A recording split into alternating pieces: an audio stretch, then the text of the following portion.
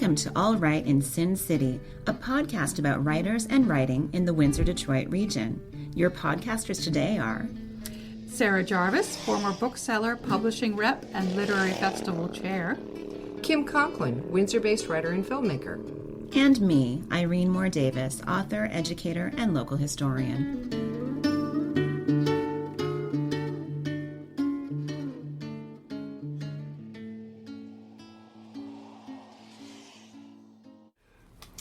This recording takes place at Gertrude's writing room on the grounds of the historic Willistead Manor in Windsor. Many thanks to author and workshop facilitator Vanessa Shields for welcoming us to this space. In this program, we're going to talk a little bit about, do we still read books for young people?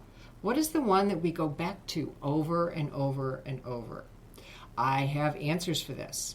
I have bought and given away copies of Archie and Mehitable probably 10 times in my life.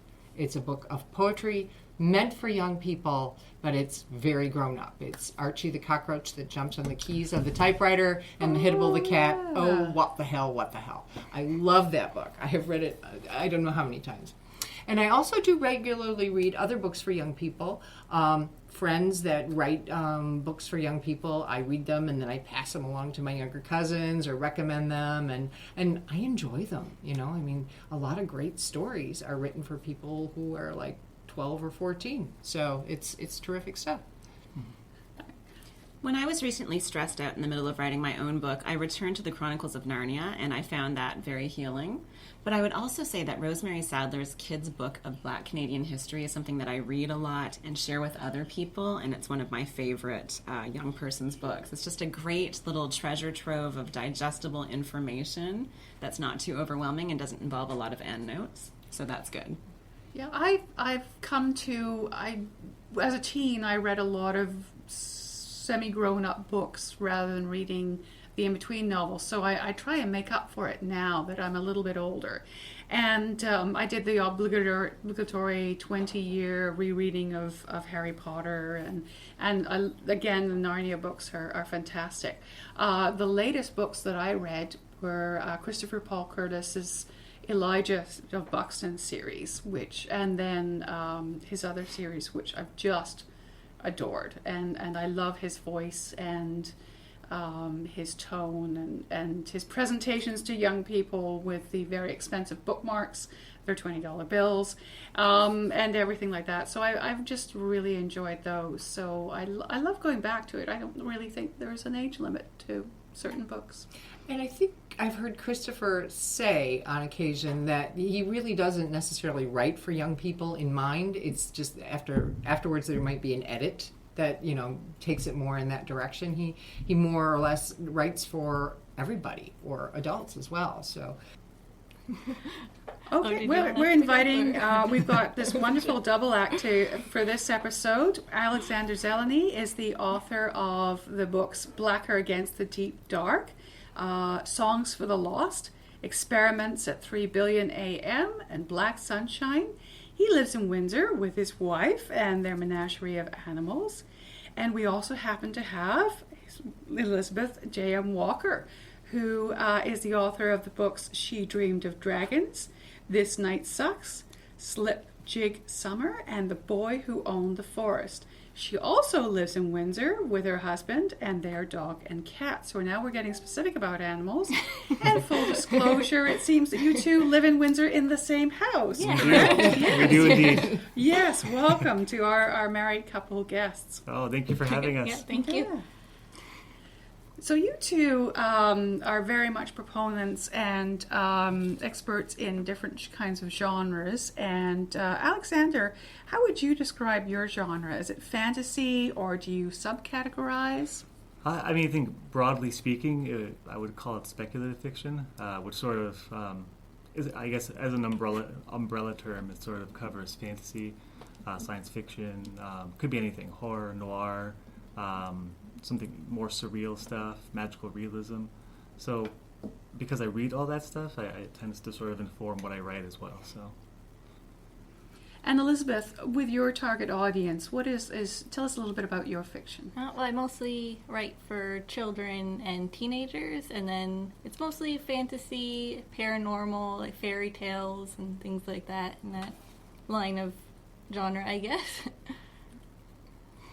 Alexander, do you start with characters, a situation, or world building? Like, how are your narratives formed? I suppose it's different all the time. I don't actively ever really think about that when I sit down to write. I think for me, the most important thing is usually atmosphere. So there's always something I want to convey in terms of atmosphere at any given time. So when I sit down, and as long as I can get in that mode, anything that's important to me to talk about within that sort of just naturally comes out. So that's all those things that I want to talk about that are important to me are sort of just in the back of my head, I think. They're just constantly there. But yeah, I enjoy writing the most when I'm sort of creating an atmosphere and a mood that I want to sort of jump into, if that makes sense, sort of immerse myself in. Are you talking about sort of a physical atmosphere or more of a psychological atmosphere, sort of a tone? It could be both. It could be, yeah, exactly. It could be, in terms of setting, it could be a geographical area. It could be, yeah, just a tone, a mood, like a pervasive mood of, anything. Could be anything at all. Yeah, atmospheric in terms of, could be the weather. It could be geography. It could be mood, like some psychology. Yeah.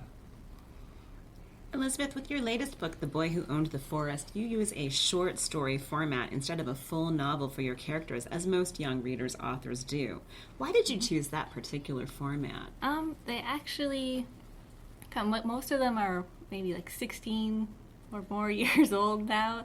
They're originally from when I was a teenager, and in my early 20s I used to write a zine of little stories, and that's where pretty much all of these come from. And I later on went through them all, collected which ones I still liked, I guess, and edited them and put them together in this collection. It was a long time in the making, I guess. As many good books are. Yes.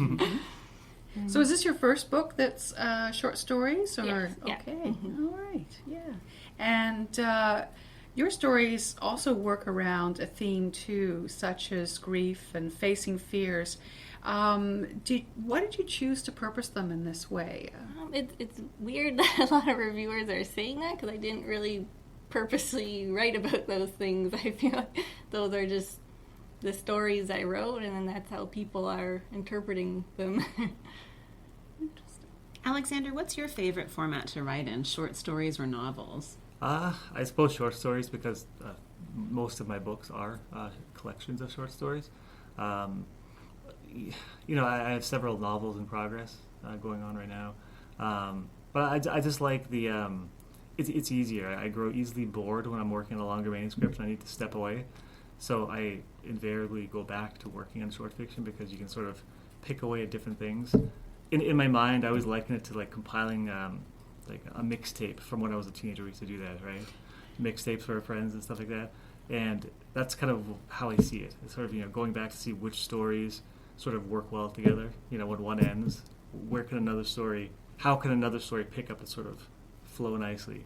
So once I have like a huge amount of stories, I kind of go through them all and kind of, see what works together in that way. So, How do you guys write together, or do you sometimes help each other out with stories, or do we? Well, we always edit each other's stuff, and do lots of notes, and then just the regular grammar stuff, typos. Yeah, proofreading and could be more content editing, just to kind of give ideas. Bounce ideas off each other. Yeah. But we don't really write together. No. We sort of, we have two separate offices, so it's nice. We share a wall, so we can hear each other typing on the other side of the wall. So that's kind of nice. I find it comforting. Victoria and Albert and have, opposite desks or anything like that. No. I'm sure we could do that. And then we share the dog, too. She Yeah. goes back and forth. Yeah. We leave the office doors open. She kind of, She has a bed in each office. Oh, that's important. So, right. Elizabeth, what have you learned from editing Alexander's work? How has that influenced yours, perhaps? I don't know. I'm not sure. Not much, probably. We write very different things, I would say. Yeah, we do. I don't know. What are you trying to think? have you picked up anything from Elizabeth? I'm sure we have. It's something, I don't really think about it. It's just, she's somebody whose opinion I trust and I value greatly. Mm-hmm. Because we've known each other for a while. We talk a lot about our interests, our passions when it comes to writing books. So, she's somebody who I think, will be honest and tell me, this is not working. That's what we do for each other, sort of, You're good at titles, and I'm not. Oh, thank So you. you chose the title for She Jigged a Dragon. Oh, I did. That's right. You That's pointed right. it out to me that it was a line from the book, and you said this should be the title. So, Yeah, thanks. so it could be anything. Little things, big things. It's just kind of, I don't know. It's just, I like reading. It's nice in a way because when I read Elizabeth's books, it's kind of, because it is so different from my stuff, it's a nice step away from what I tend to too often do. So, I don't know, I find it inspiring to sort of go back and it makes me see my stuff in a new light, I suppose, in a way. So, I don't know, yeah. There's a lot of young adult stuff. There's a kind of, especially some of the more fairy tale-esque stories that are in this book, The Boy in the Forest. There's a kind of, it's a neat combination of like innocence, but also some adult themes like grief and loss. So, it's neat kind of seeing those kind of juxtaposed. So, I don't know. When I go from that, for example, and look at my stuff, I also have elements of that. Obviously, those things kind of pop up in my work, so, but in a different way. So it's a neat way to sort of, I don't know, reevaluate your own work. So. So going back to your own genre, Alex, do you think that there are gaps in the attention that some fantasy authors should be receiving, or has there been an upturn in mainstreaming various genres? You mean in terms of like an acceptance of? Yeah. I think there has been, for sure. There's a lot of more contemporary authors that have, they're highly regarded. And obviously the older authors as well.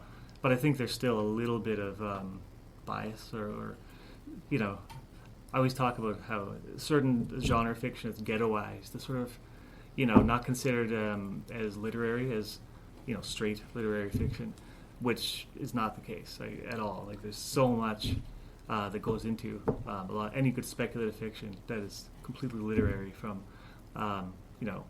whether something specific like character development, or more importantly, it's just everything's about people. It's about humanity. Any good speculative fiction is, any good book is, I think.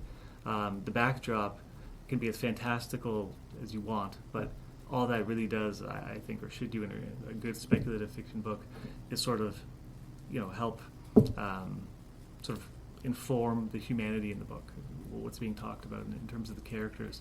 So, I don't know. I think it adds a huge amount of depth that you don't see in other genres, which isn't to downplay those genres. Obviously, it's just there is that kind of richness to it that I don't see elsewhere, I guess. So I think it is being recognized a little bit more. Like contemporary authors like Neil Gaiman, for example, Clive Barker.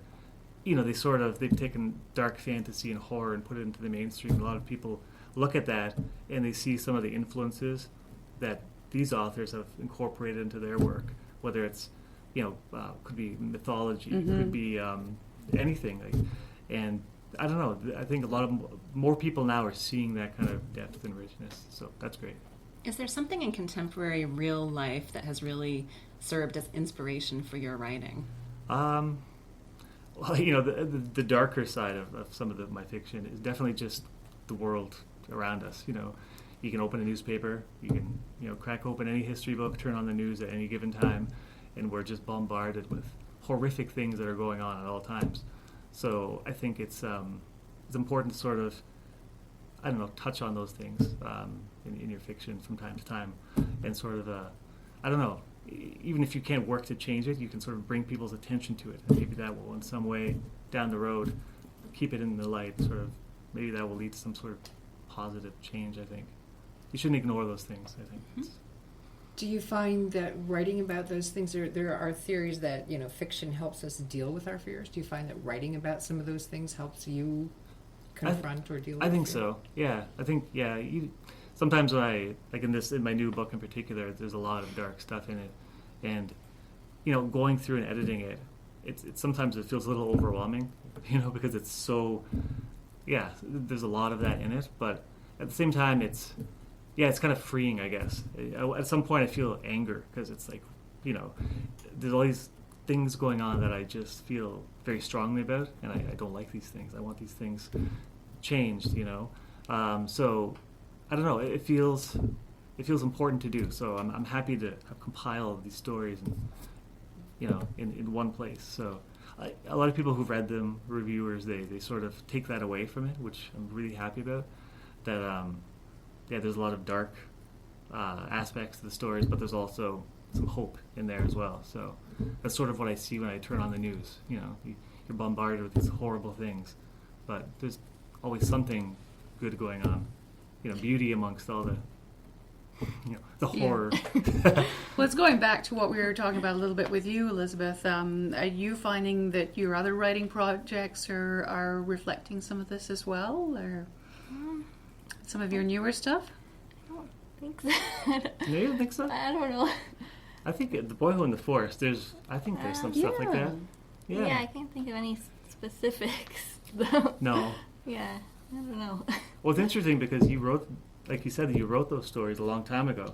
Mm-hmm. So it's almost like you were a teenager when you wrote some of them, but that's kind of interesting that you would, there are stories that touch on grief and stuff like that.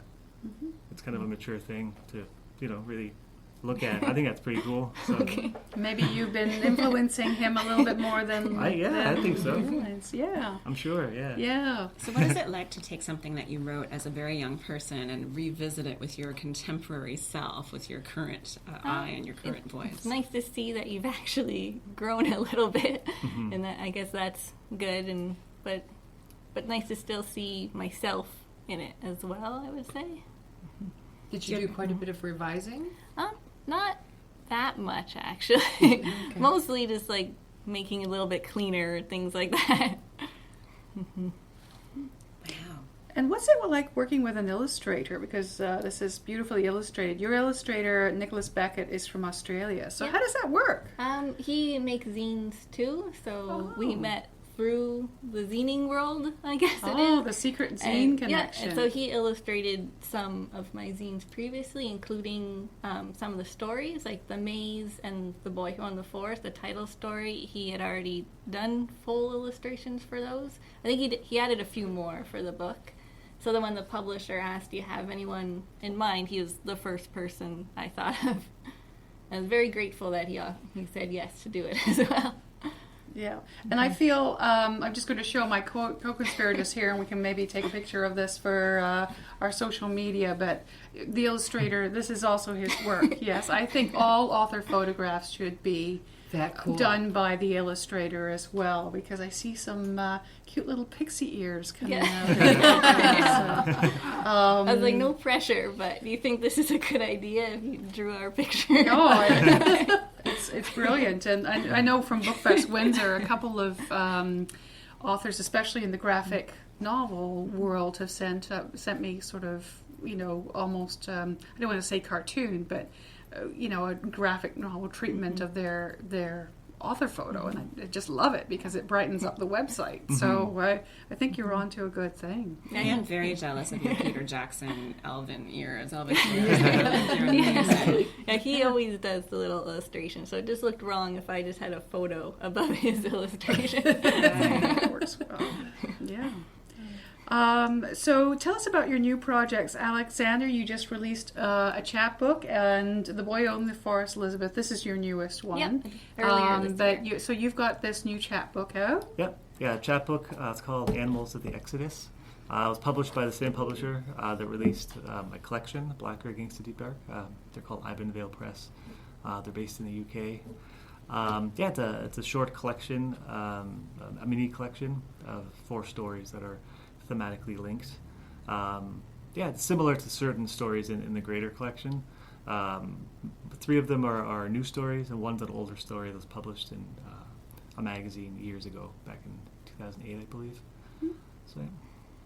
And do you have any other projects that the dog is helping you work on in your office? Yeah, there's always lots of projects on the go, multiple ones all at once. Nothing that's actually been set up to be published or anything, though. Still in the works. That's great. Okay, so we're going to invite Alexander and Elizabeth to do some reading. Just to clarify, Alexander's new chapbook, Animals of the Exodus, not Animals of Exodus. That would be a whole other thing involving stone tablets and some sort of magic. Moses coming down with a facial and a hairdo. Okay, so I'll be reading a collection, or sorry, please. I'm not reading the entire collection. We don't have time for that. Okay. So, I'll be reading the title story from my collection. It was published last year, December 31st, 2018. Blacker Against the Deep Dark. Mr. Yashimoto was tired. It had been another seemingly endless day at the office.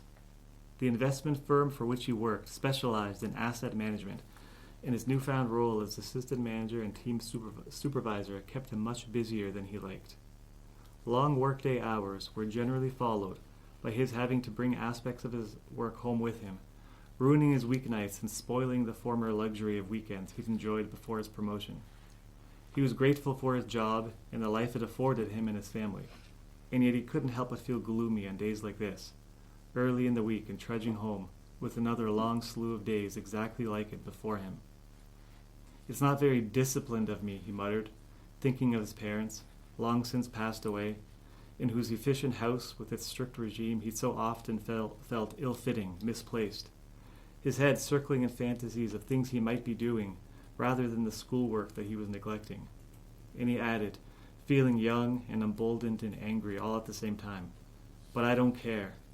He set off again, shoulders slumped petulantly, fists clenched and swinging at his sides, his steps moving faster along the sidewalk. Suddenly a voice said, "Be free, son, for you are free." He spun around, looking in all directions for the speaker, but look where he might, he could find no one. The street in both directions lay empty of vehicle and pedestrian traffic. The porches of the houses across the street were unpeopled, shuttered against the sunset. The sheer brick face of the building along which he stood, a long derelict schoolhouse, reared upwards, dark and windowless and mute. At its base, a handful of virgin white lilies stirred in the breeze, looking misplaced in the desolation of sun-bleached scraggly weeds and ancient brick. At last, as if resigned to do so, as if he'd known all along that he must do this thing, he turned his eyes upon the shadow blasted into the stone wall before him. The shadow's human shape could not be denied, no matter how strongly he sometimes wished he could successfully deny it. Its round-shouldered, bowed posture, head inclined toward the ground, as if it were being buffeted by a very strong wind. A frail arm raised before its head in futile defense. He passed the same place each day, twice, both on his way to and from his job, and always his eyes were drawn to it, though he often only looked quickly before turning away and refocusing his thoughts on the importance of the work-day ahead, or the importance of finishing his work at home after he had supper with his wife and 10-year-old son. His grandfather had introduced him to the shadow people of Hiroshima when he was a very young boy, but he'd never forgotten that distant day of encounters.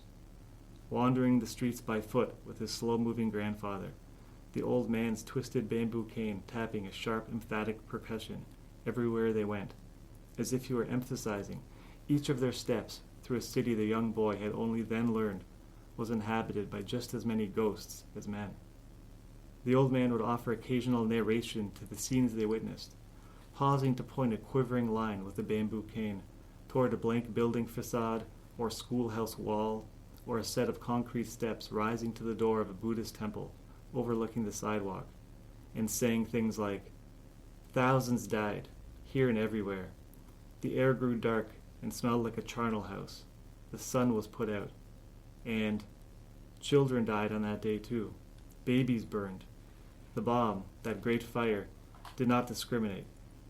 And people suffered so, their skin burned, their eyes melted, and came running from their sockets like spoiled milk. They vomited for days, and then they died. It was hell fallen from the sky on a morning like any other, but like no other. And, look, there and there and there, and see their spirits condemned forever to the face of the stricken city, on a stricken day in history. See them, and hear what they tell us." These words chilled the boy, and because he never forgot them, they grew to chill him more and more as he grew to manhood, for he also grew to understand them more and more.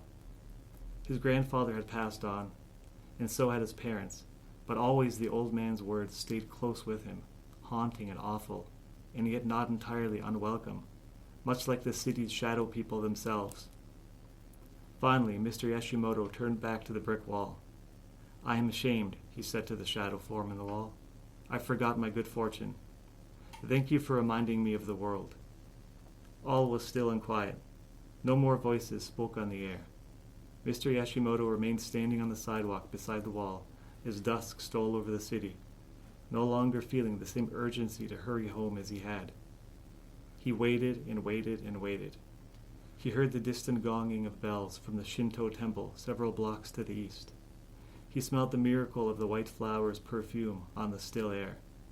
He thought of his son, who would soon be old enough to be taken on a tour of the city and shown its long history and saga of shadows in every building, every temple, every home new and old, every tree standing tall in the face of the wind. He'd hoped the descending darkness would blanket the wall before him, concealing its shadow body, but even in the night the form stood out starkly, blacker against the deep dark. There was a lesson in this too, thought Haruki Yashimoto, and with it clutched to his heart, he bowed respectfully to the wall before turning and walking unhurriedly down the sidewalk in the direction of his home and family waiting. So I'm going to be reading the story The Tree from The Boy Who Owned the Forest. Okay. Part 1. Josh remembered the tree as a little sapling in his parents' backyard. It slowly grew toward the sky. By the time Josh was 7, he could climb among its branches. He even fell once and broke his arm. Then, when he was 12, he woke up one day and looked out in his backyard, and the tree was gone. Part 2. Rodney was a fisherman's son off the coast of Newfoundland. He was on his father's boat when he saw the tree, roots and all, floating in the ocean. He told his mom about the tree over dinner that night. She thought it sounded like an odd thing to see, and passed the peas. Part 3. Maddie's kite blew into the tree. The tree shook its branches and let the kite glide back to her waiting, outstretched hands. Then it left the park to continue on its way. "Thank you," Maddie had called after it. Part 4. All Pierre remembered was waking up to see a full-sized tree in the center of his front lawn one morning, where no tree had been before. He rushed off to the bus stop so he wouldn't be late for school again. When he got home later that day, the tree was gone. Part 5. A squirrel once tried to make a nest in the tree. She didn't like the constant change of scenery and decided to raise her young elsewhere. Part 6. Sophia was in the forest with her black lab, Marty, taking an autumn stroll. She saw the tree move among the tall oaks. Marty barked and tried to chase it, but Sophia called him back. When she got home, she told herself she must have just been seeing things. Part 7. Neil followed the tree. He was wandering late at night, as he often did, much to his mother's worry. Fluffy snowflakes gently began to fall, occasionally illuminated by the streetlights. Neil saw the tree stroll down an alley, and he knew he had to follow. He slowed down as he got closer, staying a bit behind the tree. The city was quiet, fast asleep. Not a single car in the street. Buses had stopped running hours ago. It was the time of night that Neil loved best. The tree, roots crunching in a thick layer of snow that had already covered the ground, made its way down the road. Its winter branches were bare of leaves, but now heavy in white snowflakes. Neil followed closer as they entered the streets of suburbia full of large Victorian houses with their pointed turrets, decorative trim, and grand porches. The tree moved steadily and swiftly, with purpose. Neil was practically jogging to keep up with the tree, and then bam, his sneakered foot slid on a sheet of dark ice, and he went crashing to the ground. "Ouch," Neil mumbled as he lay on the ice. Neil sat up, feeling pain throb through his tailbone. He heard the snow crunching and looked up to see the tree looming above him. The tree lowered a branch down to Neil. Neil, amazed, took hold, and the tree helped him to his feet. The tree didn't have eyes, but Neil felt its gaze upon him. Why? Neil asked. Sometimes, the tree said softly, though where its voice came from he did not know. It's good to do something no one ever believed you could do. Huh, Neil said, and the tree continued on its way. The end. Thank you for being with us, Alexander Zelenyj and Elizabeth J.M. Walker. What a fascinating conversation it's been. Oh, thank you for having us. We appreciate it. Thank you for having us. Thanks for joining us. Look for more episodes of All Right in Sin City wherever you listen to podcasts, or check out our website, allrightinsincity.com. For information and announcements of new podcasts, sign up to our email list or follow us on Facebook and Twitter.